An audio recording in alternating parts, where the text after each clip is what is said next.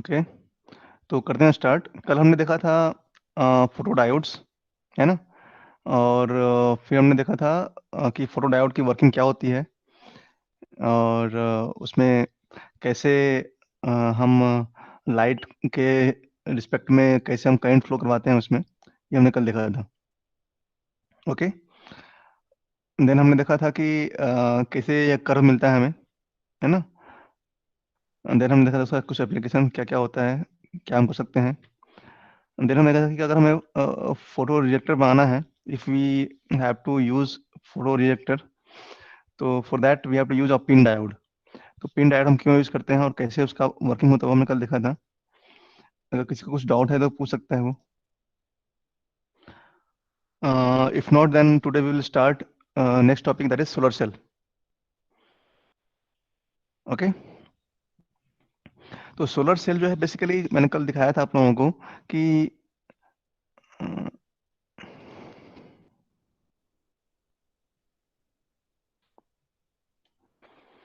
मैंने कल आप लोगों को दिखाया था कि हमें कुछ इस तरह ग्राफ मिला था।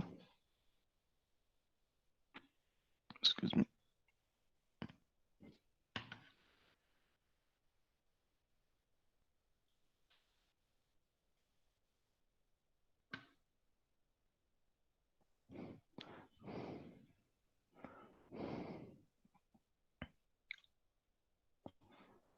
हमें कुछ इस तरह का कल ग्राफ देखा था हमने,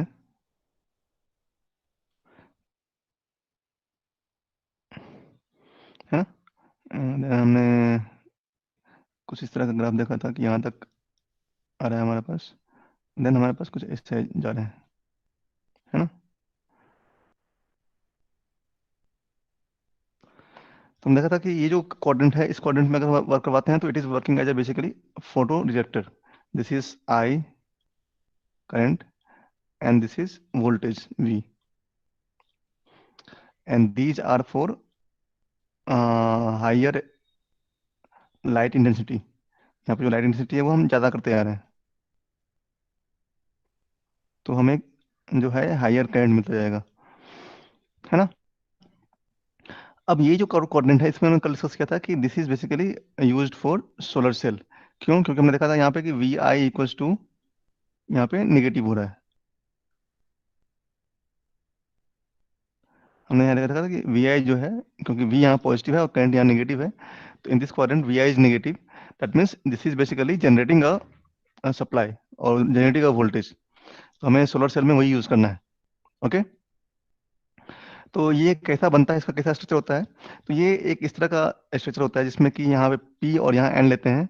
you can also take N or P here, no difference, कोई इसमें चेंज नहीं होगा। बस मैटर ये करता है कि जो फर्स्ट हम ले रहे हैं, यहाँ पी ले रहे हैं, तो पी का थिकनेस बहुत कम होना चाहिए। The thickness of P should be very less. उसका रीजन ये है कि हम चाहते हैं कि जितना ज़्यादा हम लाइट यहाँ पे इंसिडेंस करवा रहे हैं, सभी के सभी कहाँ जाएं, जंक्शन पे जाएं, और जंक्शन पे जाके वहाँ पे कोवैलेंट बॉन्ड्स को ब्रेक करे, वहाँ पे हमें कैरियर्स मिले, है ना। और वहाँ पे कैरियर मिलेगा तो वहाँ से करंट फ्लो होगा, है ना। समझ में आ रहा है ये चीज़। तो इसमें जो है इस तरह का एक पहले हम यहाँ पे एक लगाते हैं ग्लास, जो कि एंटी रिफ्लेक्टिंग होता है। मतलब कि जो लाइट यहाँ पे आ रहा है वो लाइट यहाँ से रिफ्लेक्ट होकर वापस ना चले जाए, जितना भी लाइट आए उसको एब्जॉर्व कर ले, है ना। और यहाँ जो दिख रहा है ये ब्लैक ब्लैक, ये कॉन्टैक्ट्स है हमारे। ये बेसिकली फिंगर शेप में होता है। मैं आपको दिखाऊंगा अभी यहाँ पे, जैसे यहाँ पे आपको दिख रहा है कि ये इस तरह का कुछ होता है स्ट्रक्चर। और इसको अगर हम देखें टॉप व्यू में, तो हमारे पास इस तरह का कुछ होता है, फिंगर टाइप में वी हैव स्ट्रक्चर। ओके, और ये जो टॉप लेयर दिख रहा है आपको, ये टॉप लेयर ये नॉन रिफ्लेक्टिंग कोटिंग होता है, ये एंटी रिफ्लेक्टिंग कोटिंग होता है ये, जिससे कि लाइट जो आए वो रिफ्लेक्ट नहीं हो, है ना। ओके, यहाँ तक किसी को डाउट? ओके, फिर हमने देखा था कि कुछ इस तरह का हमें ग्राफ मिल रहा है, और इसमें हमने दो पॉइंट देखे थे कल कि एक आईएससी बोलते हैं इसको, शॉर्ट सर्किट करंट, और इसको बोलते हैं हम ओपन सर्किट वोल्टेज बोलते हैं, है ना, वीओसी। ओके, और इस क्वाड्रेंट में जो हम इसको वर्क करवाएंगे तो ये हमें सोलर सेल जैसा वर्किंग देगा। हमने कल ये भी देखा था कि कैसे उसका एनर्जी बैंड डायग्राम में इफेक्ट होता है, कि ये अगर पी और ये एन है, और हमने यहाँ पे लाइट इंसिडेंस किया यहाँ पे जिसका एनर्जी एच न्यू है, तो उससे क्या होगा, कि यहाँ पे कैरियर जनरेट होगा, होल और इलेक्ट्रॉन। और यहाँ पे क्योंकि एक इलेक्ट्रिक फील्ड है इस क्या बोलते हैं जंक्शन पे, जो हमारा पास डिप्रेशन विड्थ है उसमें वी हैव इलेक्ट्रिक फील्ड, और इस इलेक्ट्रिक फील्ड के कारण क्या होगा कि करंट इलेक्ट्रॉन जो है यहाँ से इस तरफ जाएगा और जो होल्स हैं वो इस तरफ आएगा, है ना। और जिससे क्या होगा कि एक करंट फ्लो करेगा जिसको हम बोलते हैं आई एल। ओके, क्लियर इतना, यहाँ तक किसी को डाउट? अब अगर हम इस जो हमारे पास ये सोलर डायोड है, इसको बोल सकते हैं कि ये सोलर डायोड है, तो इसको अगर हमें नॉर्मल डायोड के हेल्प से एक इक्विवेलेंट सर्किट बनाना हो तो हम कैसे बना सकते हैं? तो हम यहाँ पे देख रहे हैं कि ये जो एक डायोड है, ये एक सोलर डायोड है, इसमें कि लाइट इंसिडेंस हो रहा है यहाँ पे। ओके, और यहाँ पे एक करंट आईडी फ्लो कर रहा है और यहाँ वोल्टेज हमने दिया है वो वीडी है। तो इसको अगर हमें रिप्लेस करना हो इक्विवेलेंट सर्किट से तो क्या करेंगे? क्योंकि यहाँ से करंट, ये लाइट यहाँ पे आने से क्या हो रहा है, यहाँ पे करंट फ्लो हो रहा है, और करंट फ्लो किस डायरेक्शन में हो रहा है? वो हो रहा है रिवर्स डायरेक्शन में, है ना। आई एल जो हो रहा है वो it is flowing in the reverse direction from N to P. तो हम यहाँ पे करंट सोर्स ले लेंगे उसके रिस्पेक्ट में, और उसका जो डायरेक्शन होगा वो अपवर्ड होगा फ्रॉम एन टू पी, है ना। डायरेक्शन करंट का क्या है, ये इस डायरेक्शन में फ्लो कर रहा है करंट यहाँ पे। ओके, और इसके साथ हमने ये जो सिंपल डायोड है हमने डायोड यहाँ पे लगा दिया। ये डायोड किस तरह वर्क करता है? तो I not is power VD upon V T minus one, ये डायोड का इक्वेशन है, करंट इक्वेशन। आपको पता होगा ये चीज, ये हमने डिस्कस किया है ऑलरेडी। तो यहाँ पे वीडी हम वोल्टेज दे रहे हैं, यहाँ पे आईडी करंट फ्लो हो रहा है।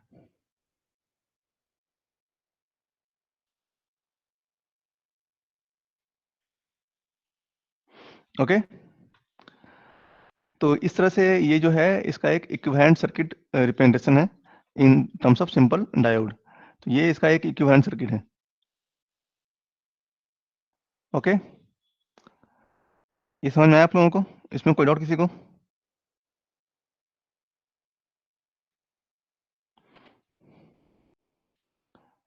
आगे बढ़े।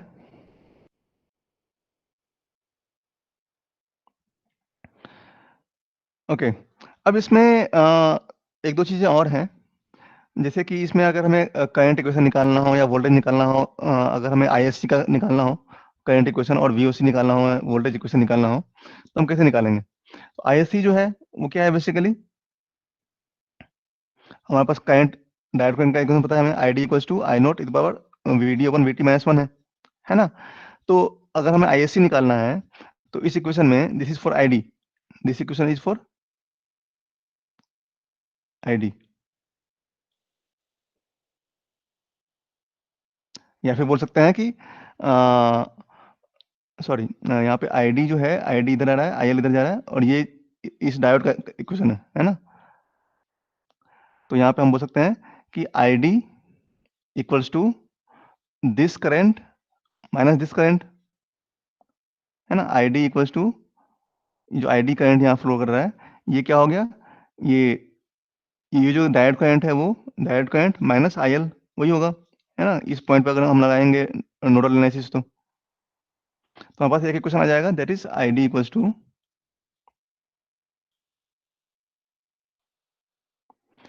ये टर्म पूरा I not E to power V D upon V T minus one times minus I L, हमारे पास ये एक इक्वेशन आएगा।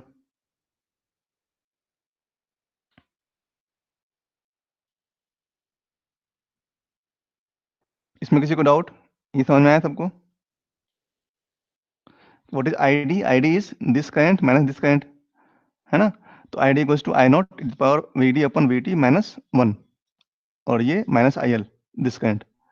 तो इस करंट के हिसाब से के हेल्प से हम आईएससी और वीओसी का वैल्यू निकाल सकते हैं। आईएससी का वैल्यू जब निकालेंगे तो क्या होगा, उस समय हमारा वीडी जो होगा वो जीरो होगा। तो जब वीडी हम जीरो कर देंगे तो क्या हो जाएगा, zero upon V T is e to power zero minus one, है ना। तो will get I S C जो होगा हमारा वो क्या हो जाएगा, आई एल के इक्वल हो जाएगा। समझ में आया ये चीज? और जब हम वीओसी निकालेंगे तो क्या होगा, वीओसी निकालने के लिए हमें आईडी जो है वो जीरो करना पड़ेगा। यहाँ पे आईडी जीरो है वीओसी के जगह पे, तो हम आईडी पुट करेंगे जीरो, तो हमें जो मिलेगा वैल्यू वो जाएगा हमारा वीओसी का। इतना क्लियर है? तो इस तरीके से हम जो सोलर सेल में जो हमारे पास मैक्सिमम करंट है और मैक्सिमम वोल्टेज है वो हम निकाल सकते हैं। ओके, अब इसमें एक और चीज आता है जो कि है हमारा एफिशिएंसी निकालना है हमें।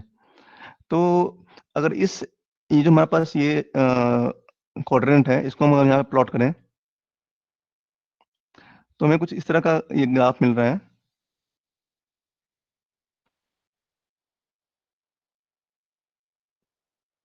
है ना? इस तरह ग्राफ मिलेगा हमें। और ये क्या है हमारा बेसिकली, दिस इज VOC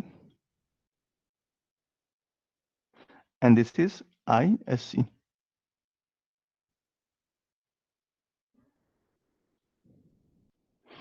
है ना? इस ग्राफ को अगर मैंने उल्टा कर दिया तो कुछ इस तरह का दिखेगा हमें, ये VOC हो जाएगा हमारा, this is VOC and this is ISC। Okay, अब यहाँ पे अगर हम देखें तो मान लो कि हमारा ये ऑपरेटिंग पॉइंट है। ऑपरेटिंग पॉइंट क्या होता है कि जिस पॉइंट पे हम उसको ऑपरेट कर रहे हैं, मान लो कि हम इस पॉइंट पे ऑपरेट कर रहे हैं, मतलब इस पॉइंट पे क्या है, this is the current and this is the voltage, है ना? तो पावर क्या होगा, दिस करंट इनटू वोल्टेज। तो सबसे ज्यादा पावर कहाँ मिलेगा हमें? अब देखो अगर हम इसको इस तरह दिखाएं आपको, तो ये एरिया जो है ये एरिया हमें मिलेगा इस पॉइंट पे अगर हमने रखा है ऑपरेटिंग पॉइंट को तो, ठीक है? अगर हमारा ऑपरेटिंग पॉइंट यहाँ पे है तो ये क्या होगा, कुछ इस तरह का हमें मिलेगा एरिया। तो ये जो पावर है ये ऑब्वियसली ज्यादा होगा as compared to this power, है ना? तो हमें क्या करना होता है सोलर सेल में, हमें ऑपरेटिंग पॉइंट को रखना पड़ता है इस तरह से कि वो इसके बीच में हो, है ना? मतलब इस रेंज में अगर होगा तो हमें मैक्सिमम पावर मिलेगा। अगर ये टुवर्ड्स द एक्सिस है, टुवर्ड्स द एक्सिस है तो हमें लेस पावर मिलेगा एज कम्पेयर टू अगर हमारा ऑपरेटिंग पॉइंट इस बीच में होगा। तो इसको हम बोल सकते हैं कि ये PM है, मैक्सिमम पावर। अगर इसको बोले PM है तो यहाँ पे जो IM मिल रहा है ये मैक्सिमम करंट, और ये मिल गया हमारा मैक्सिमम वोल्टेज VM, है ना? तो PM will B IM into VM। तो यहाँ से दो चीजें निकल के आता है, एक होता है form factor, sorry fill factor बोलते हैं इसको, FF। This is known as fill factor, note कर लेना आप लोग, this is fill factor.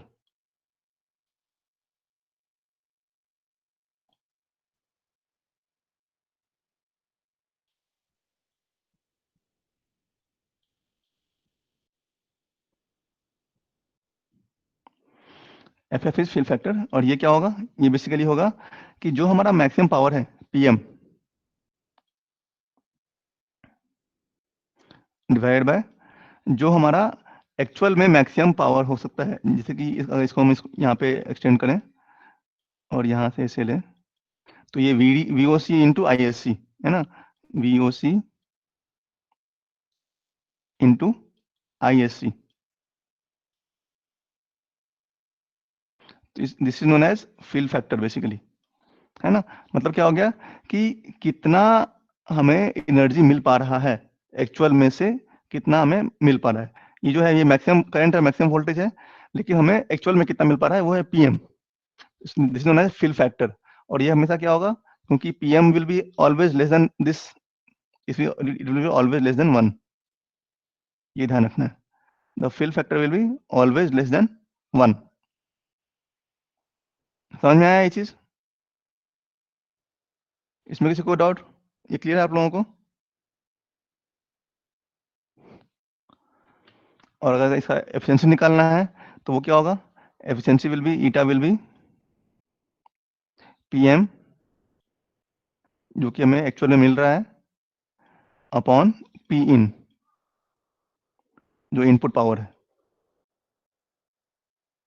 Input power से अगर इसको हम डिवाइड कर दें तो वो जो मिलेगा हमें वो मिलेगा हमें एफिशिएंसी। तो इस तरीके से हम इसका एफिशिएंसी निकाल सकते हैं eta. Okay, is that clear to all? इतना क्लियर सबको?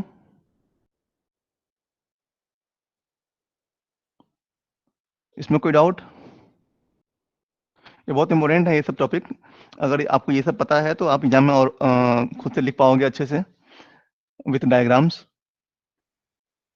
ओके, देन हम आगे बढ़ते हैं। Next topic is LED.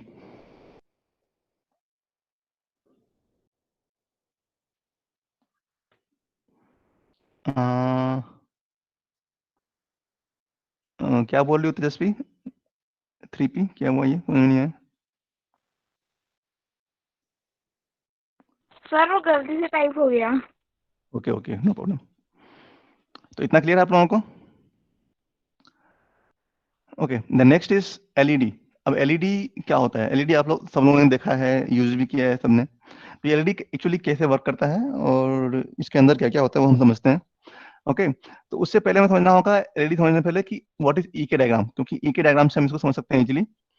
ई के डायग्राम क्या होता है कि ये एक डायग्राम है जो कि शो करता है किसी भी एलिमेंट का, सेमीकंडक्टर का या कोई भी एलिमेंट है, तो उसका शो करता है कि energy versus momentum of available quantum mechanical states जो हैं इलेक्ट्रॉन्स के, उसके बीच में एक ग्राफ दिखाता है। तो ये के वर्सेस ई के ग्राफ है ना? तो दिस इज नोन एज ई के ग्राफ, ई के डायग्राम बोलते हैं इसको। तो इसमें ये जो दिख रहा है आपको, ये जो डॉट्स दिख रहे हैं ये सब क्या है? ऑक्यूपाइड स्टेट्स हैं। और जो यहाँ पर व्हाइट दिख रहा है वो वैकेंसी है। और यहाँ जो दिख रहा है ये हमारा एम्प्टी स्टेट्स हैं। और ये जो दो डार्क दिख रहा है यहाँ पे ब्लू कलर का, ये आपके ऑक्यूपाइड स्टेट्स हैं, है ना? This is basically valence band, this is connection band. Okay, इसी को अगर हम यहाँ देखें तो कुछ हमने इस तरह से कुछ लर्न किया था एनर्जी बैंड डायग्राम, कि ये कनेक्शन बैंड होता है, ये वैलेंस बैंड होता है, और यहाँ पे होल्स होता है, यहाँ पे इलेक्ट्रॉन्स होता है ना? अब जब ये इलेक्ट्रॉन और होल रिकम्बाइन करेगा, मतलब क्या होगा कि कनेक्शन बैंड से वो इलेक्ट्रॉन वैलेंस बैंड में जंप कर रहा है और यहाँ पे जो वैकेंसी है उसको फिल कर रहा है। ओके, तो अगर ये वैलेंस बैंड का जो टॉप है और कनेक्शन बैंड का जो बॉटम है, ये दोनों एक सीध में हो, तो इसको बोलते हैं हम डायरेक्ट सेमीकंडक्टर। यहाँ पे there are two types of semiconductor, one is known as direct semiconductor and one is known as indirect semiconductor. वो आपको यहाँ पे दिखेगा, डायरेक्ट वर्सेस इनडायरेक्ट सेमीकंडक्टर। तो ऐसा सेमीकंडक्टर जिसमें कि वैलेंस बैंड का टॉप और कनेक्शन बैंड का जो बॉटम है दोनों एक सीध में हो, ठीक है? तो उसमें क्या होगा, जब इलेक्ट्रॉन इस होल को फिल कर रहा है at that time what happens कि there will be emission of energy, है ना? जब भी क्या होता है, हायर एनर्जी से लोअर एनर्जी में अगर कुछ जा रहा है तो क्या करेगा, एनर्जी को एमिट करेगा। और जब लोअर एनर्जी से हायर एनर्जी में जाता है तो क्या करता है, एनर्जी को वो करता है एब्जॉर्ब, है ना? इतना क्लियर है आप लोगों को?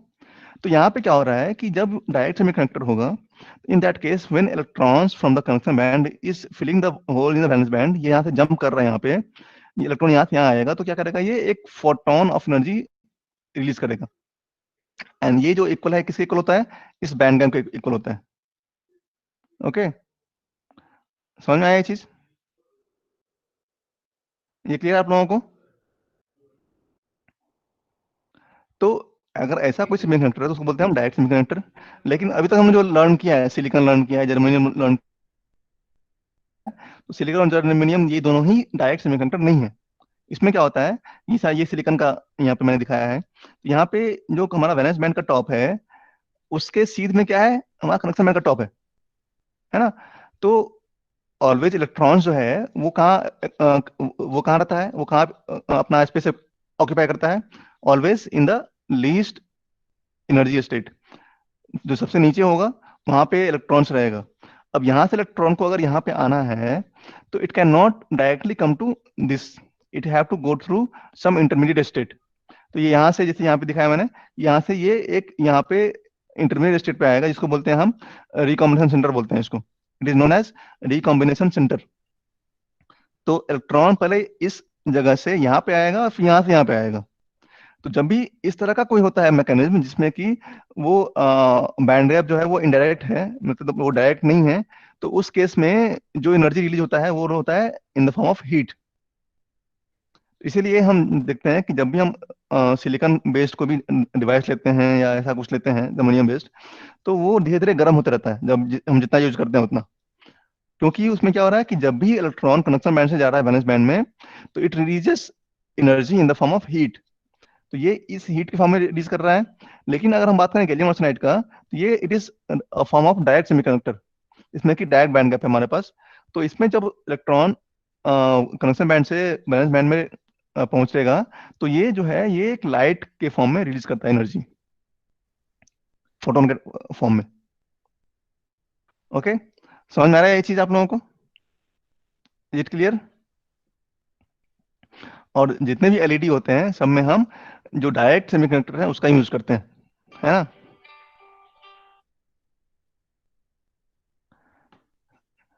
ये क्लियर है आप लोगों को कि जितने भी सेमीकंडक्टर्स होते हैं सब में हम जितने भी एलईडी होते हैं सब में हम जो डायरेक्ट सेमीकंडक्टर होता है उसका यूज करते हैं हम।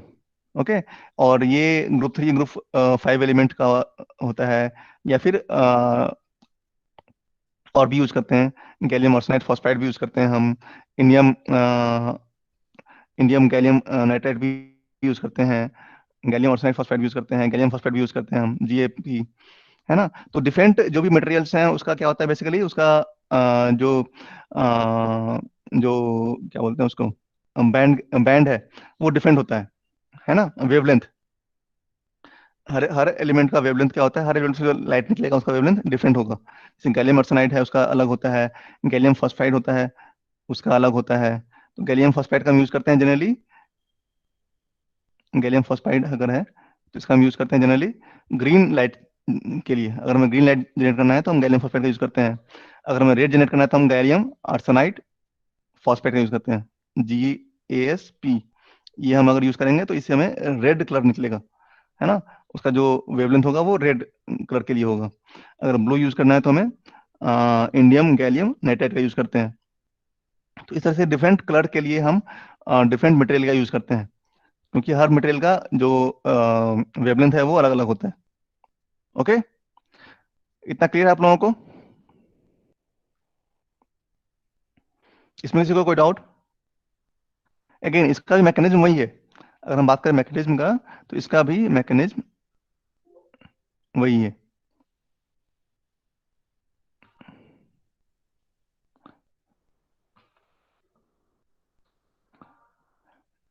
इसमें भी क्या होगा कि हम एक अगर ले रहे हैं, पी जंक्शन डायोड ले रहे हैं हम, तो इसमें भी हम क्या करेंगे कि ये अगर पी टाइप है, ये अगर एन टाइप है ना? तो इसमें भी क्या होगा कि लेकिन हाँ, एक पॉइंट पॉइंट यहाँ पे याद आया मुझे कि इसको यूज करते हैं हम फॉरवर्ड बायस में हमेशा। This is used in forward bias. Okay, LED का यूज करते हैं हम फॉरवर्ड बायस में, इसका हम रिवर्स बायस में यूज नहीं करते हैं। ओके। अब इसमें क्या हो रहा है कि जब इसको फॉरवर्ड बायस में कनेक्ट किया इसको, तो क्या होगा, होल्स पी साइड से जाएगा एन साइड में, है ना? Holes will go from P side to N side.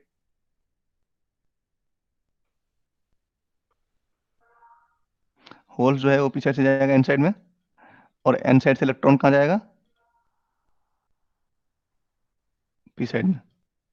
अब इस तरह से क्या होता है कि जब इलेक्ट्रॉन या होल्स जो है जो हमारा पास ये डिप्लेशन विड्थ है उसको क्रॉस कर रहा है, तो क्या होगा, उस रीजन में वो रिकम्बाइन भी हो जाता है। कि जो होल यहाँ से इधर आ रहा है तो क्या होगा, in process it will recombine. ठीक है। अब रिकम्बाइन करेगा तो क्या होगा, अगेन मैंने बताया कि रिकम्बिनेशन से ही हमें क्या मिल रहा है, एनर्जी मिल रहा है लाइट के फॉर्म में। अगर मैं इसको दिखाऊं बैंड गैप के बैंड डायग्राम के, एनर्जी बैंड डायग्राम की हेल्प से दिखाऊं इसको मैं, तो क्योंकि हमने इसको फॉरवर्ड बेस किया है तो क्या होगा, अगर इसका हमारा पास फर्मी लेवल यहाँ पे है ना, ये हमारे पास पी टाइप है, पी टाइप फर्मी लेवल यहाँ पे है, तो एन टाइप में क्या होगा, एन टाइप में हमारा फर्मी लेवल कुछ यहाँ पे होगा।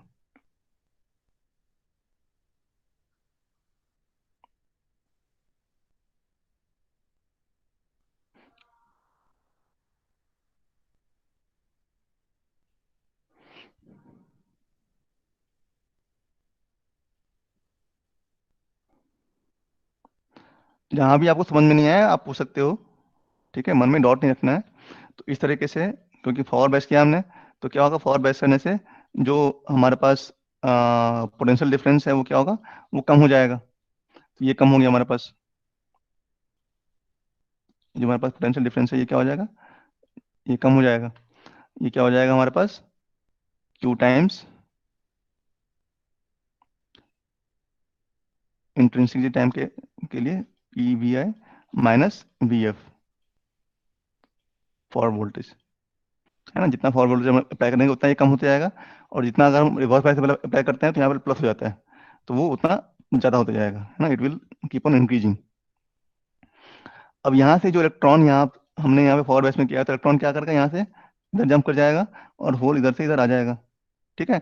और इन प्रोसेस में क्या होगा, इस प्रोसेस में इट विल रिकम्बाइन, है ना। इस विड्थ में क्या करेगा, जो इलेक्ट्रॉन है और जो होल है क्या होगा, रिकम्बाइन करेगा। हमें क्या मिलेगा, यहाँ पे हमें एच म्यू लाइट मिलेगा, ठीक है। क्लियर है ये चीज़। तो इस तरह से जो मैक्सिमम हमारा जो रिकमेंडेशन होता है वो होता है कहाँ पे, इन जंक्शन होता है। जो हमारे पास डिप्रेशन विड्थ है उसी विड्थ में मैक्सिमम रिकमेंडेशन होता है, और वहीं से हमें मैक्सिमम लाइट मिलता है। ओके। तो जो भी हम लगाते हैं पिन जंक्शन, तो हमें क्या करना होता है कि इस जंक्शन के क्रॉस हमें क्या करना होता है, ओपन रखना होता है, और यहाँ पे हम लगाते हैं लेंस, ताकि मैक्सिमम लाइट जो है हमें एक पॉइंटेड एरिया में मिल पाए। नहीं तो क्या होगा कि मान लो कि यहाँ पे रिकमेंडेशन हुआ तो ये इस यहाँ से टकरा के हो जाएगा रिफ्लेक्ट, और इस प्रोसेस में क्या होता है कि इट विल वेस्ट, वो यहाँ वेस्ट हो जाएगा, है ना। मान लो कि हम यहाँ पे बात कर रहे हैं कि मैंने आपको बताया था यहाँ पे कि जो इलेक्ट्रॉन है वो रिकमेंड करता है ना। जो ये अगर हम देख रहे हैं तो जो एनर्जी मिल रहा है यहाँ पे, ये एनर्जी किसके बराबर है, ये ईजी के बराबर है। जो लाइट एनर्जी यहाँ पे रिलीज हुआ है वो किसके बराबर है, ये एनर्जी बैंड के बराबर होता है। तो अगर हम यहाँ पे बात करें कि यहाँ पे एनर्जी मिला हमें, मतलब कि यहाँ पे क्या हुआ कि इलेक्ट्रॉन होल रिकम्बाइन किया, और रिकम्बाइन करने से एक एनर्जी निकला एच न्यू। तो वो क्या होगा, वो अगर किसी और इलेक्ट्रॉन को मिल जाता है वो एनर्जी, तो क्या होगा, वो एनर्जी वो इलेक्ट्रॉन लेके वो जंप कर जाएगा from valence band to valence band. समझ में आ रहा है ये चीज। तो इस तरह से क्या होगा कि वो एनर्जी, वो लाइट जो है वहाँ वेस्ट हो जाएगा, है ना। तो हमको हमें ये ध्यान रखना पड़ता है कि जो एलईडी है वहाँ पे हम एक लेंस लगाएं ताकि वो हमारा सारा लाइट वहाँ पहुंच पाए। इसलिए आपने देखा होगा जितने भी एलईडी होते हैं वो एक ओवल शेप में होते हैं, है ना। कुछ इस तरह का आपने देखा होगा कि मैक्सिमम एलईडी होता है वो कुछ इस तरह का होता है ओवल शेप में, है ना। इससे क्या हो रहा है कि जितने भी यहाँ पे लाइट रिलीज हो रहा है वो सब लाइट जो है वो बीम के फॉर्म में बाहर निकल जाता है। तो ये जो ओवल शेप होता है बेसिकली एक प्लास्टिक का होता है, ट्रांसपेरेंट प्लास्टिक का, जो कि एज अ लेंस काम करता है। ओके। तो इसमें दो दो पिंच आपने देखा होगा एलईडी में। ओके, एनोड का और कैथोड का। ओके, इतना क्लियर आप लोगों को, इसमें किसी को डाउट,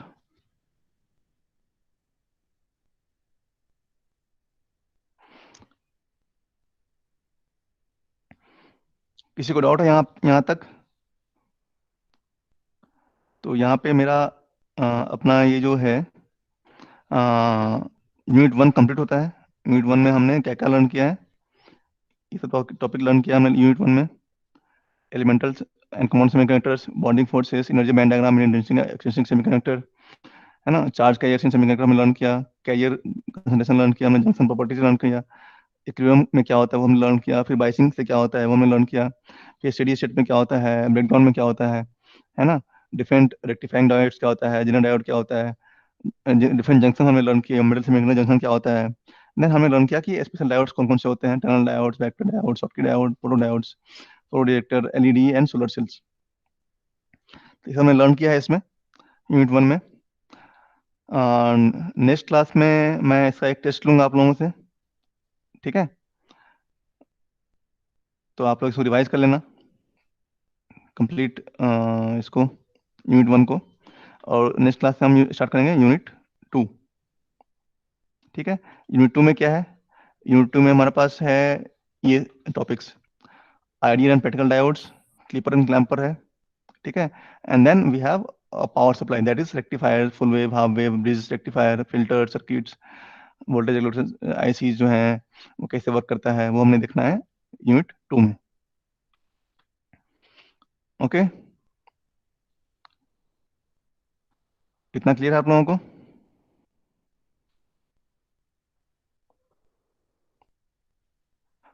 अगर किसी को कोई डाउट है तो वो पूछ सकता है। If anyone is having any doubt तो ही और शी कैन आस्क।